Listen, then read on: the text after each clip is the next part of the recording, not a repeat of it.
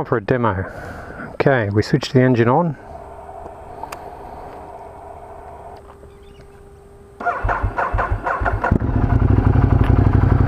With the engine running and without applying the brakes or holding in the clutch lever, we hold in the start button for about 3 seconds and the engine will do a quick blip to let you know that the cruise control is enabled. There we go, cruise control is enabled, so I can get going now.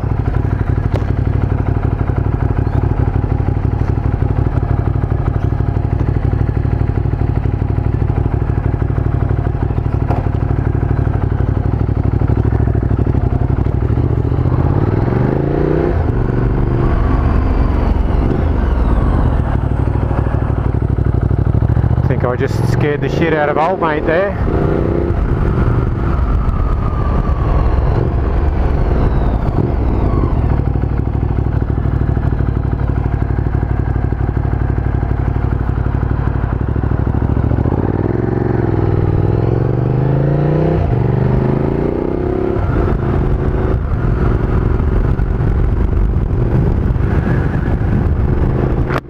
Now, without the nudge buttons installed, I would just enable the cruise control, or set the cruise control rather, by pushing the start button. As you can see, that doesn't work because I've got the nudge buttons installed.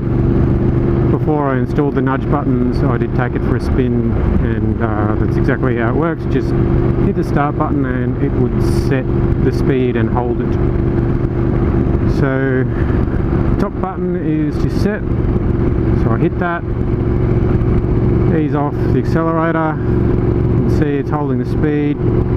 I can increase the speed in increments of 2 k's an hour, increase, just by hitting the top nudge button or the up nudge button, decrease the speed, again in 2 km/h increments by hitting the down button or the bottom nudge button. I can accelerate.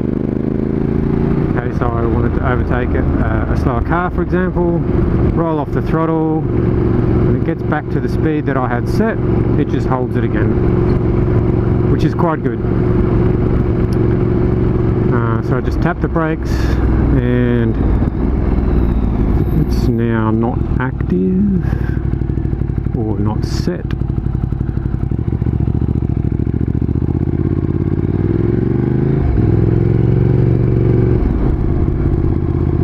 Now apparently if you have the TuneBoy quick shifter installed, you can use the quick shifter while the cruise control is maintaining your speed. I think that's pretty cool. If you wanted to overtake someone in a hurry, you could kick down a gear or two, hit the accelerator, overtake people, roll off the accelerator and click up a couple of gears back into top gear or whatever, and just go back to your set speed with the cruise control. If you're used to doing gear changes either without the clutch or just by touching the clutch lightly, even without the quick shifter you can change gears while the cruise control is active, and I'll show you that in a sec.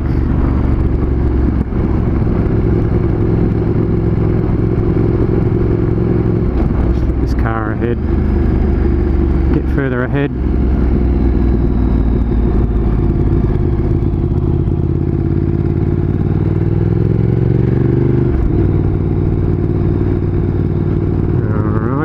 Let's set our speed. Okay, it's maintaining speed. So at this low speed it's not really that smooth doing it that way, so I might just increase it a bit. So if you've increased your speed with the accelerator, so that was set to around 40 something k's an hour, I'm now at 60. Just hitting that top button will reset your speed to where you are now. So say I wanted to overtake someone cruising along 6 k's an hour, just checking to make sure there's no cops around, because that's what the speed limit is here. Okay, so I'm going to hit the clutch lightly, give it a rev, change down a gear and accelerate, all while the cruise control is still active. Roll off, and it just picks up where it left off. It's great. So full marks to Wayne. He's a clever guy, and he's added, you know, these little features to the cruise control over the few years since he's been doing it, and it's great. I love it.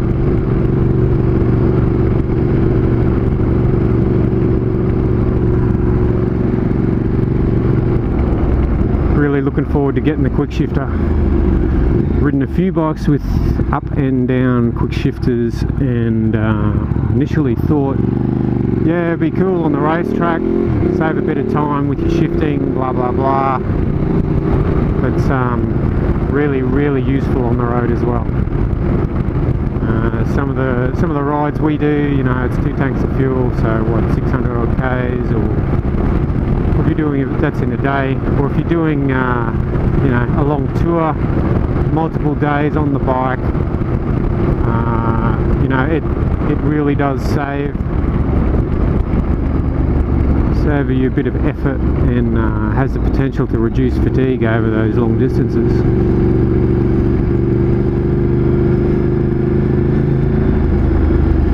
Not just physical fatigue, but mental fatigue as well.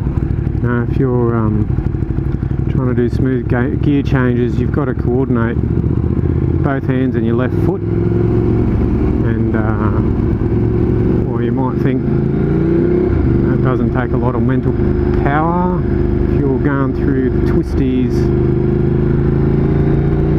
8-10 hours in a day, it all adds up. It's just one less thing you need to think about.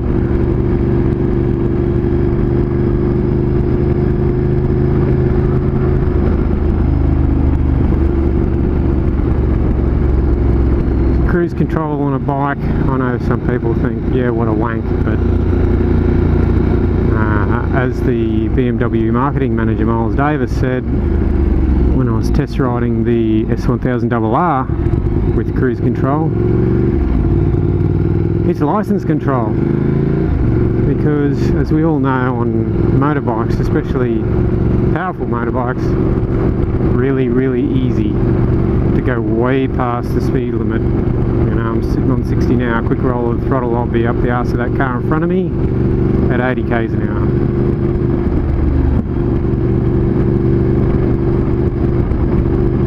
So, you know, riding along here, for example, when there's no cars around, it would be quite easy to, you know, creep up to 70, 75, 80 k's an hour. I'm going to just hit the cruise control and make sure I maintain my speed. And this is a bit of a popular area for cops to hang around busting people who just happen to creep over the speed a little bit.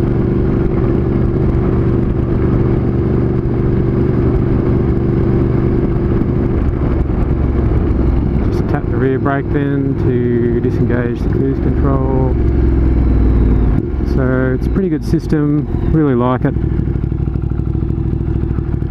It's just like an automotive cruise control in a car, and it's just like the cruise control on BMWs, and I assume on the current model DVT Multistrada, which I haven't ridden yet. Don't really need to ride it, to be honest, because this thing, when I get the quick shifter, will be just about perfect. Quick shifter and a dyno tune. Dyno tune, just because the map I'm using at the moment is not perfect, it seems to be pretty good. In some ways it's better than the map that came with the full Termi system, the Ducati performance map, the up map they call it, but in other ways it's not quite as good.